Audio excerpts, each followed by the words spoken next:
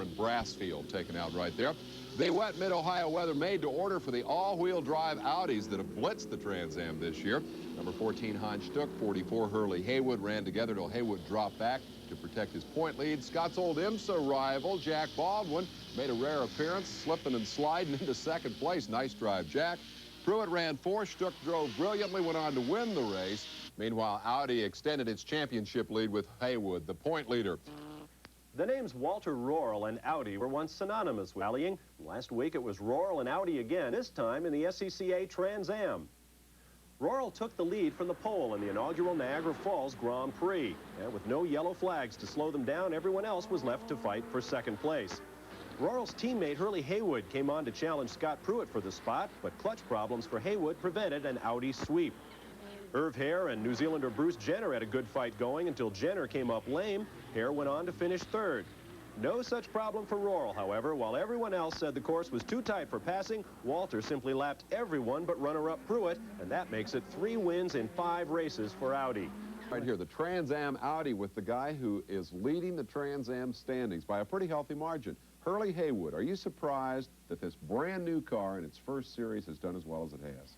I am surprised. At the start of the season, I was confident that we would win maybe 1 or 2 races, but we've won 6 races. The car is fantastic. The Quattro system with this all-wheel drive is wonderful to drive, and we're doing quite a good job.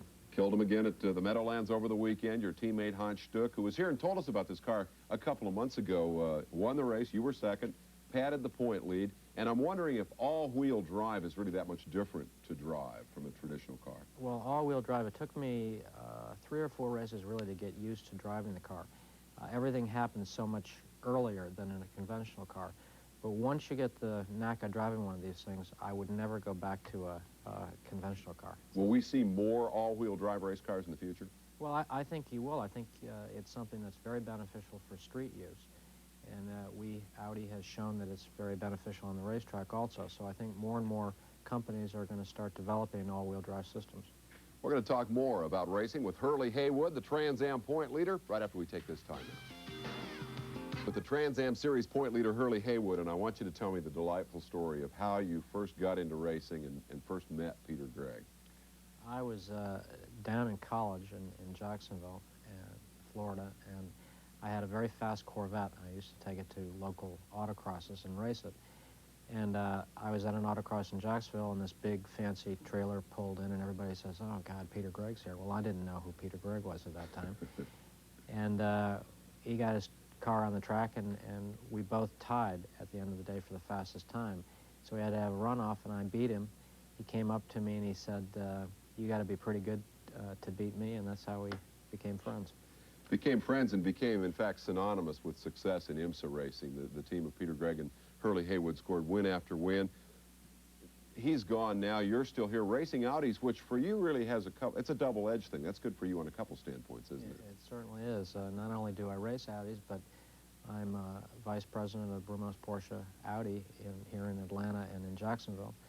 And it makes it very rewarding for me to try to do everything that I can to increase sales for Audi.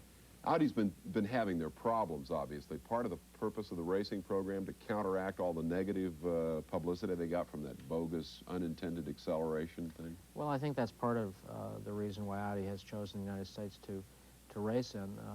Their all-wheel drive system, I think, is something that is a very beneficial thing, and I think more and more manufacturers are going to start looking into this system because it is so good, and I think we've demonstrated how good it is on the racetrack. It'll be fascinating to see an Audi in Winston Cup racing someday. I don't know if that'll happen, but you'd like to go race stock cars, you tell me. I would. I think, you know, NASCAR is sort of the only thing that I really haven't concentrated on doing, and I really have changed my opinion of what the NASCAR situation is all about. I raced in IROC, and it really opened my eyes up to what those guys have to contend with, and I'm a true believer. I think the whole NASCAR way of doing business is good, and it's a competitive series, and would be very interested in getting a good car. I think it would be fascinating to see out on the Winston Cup trail. Good luck with the Trans Am. It's quite a success story. Thanks for coming here today. Thank you. I appreciate it. Team Audi's Hurley Haywood. We're going to be back with stock cars and some more action on Motorweek.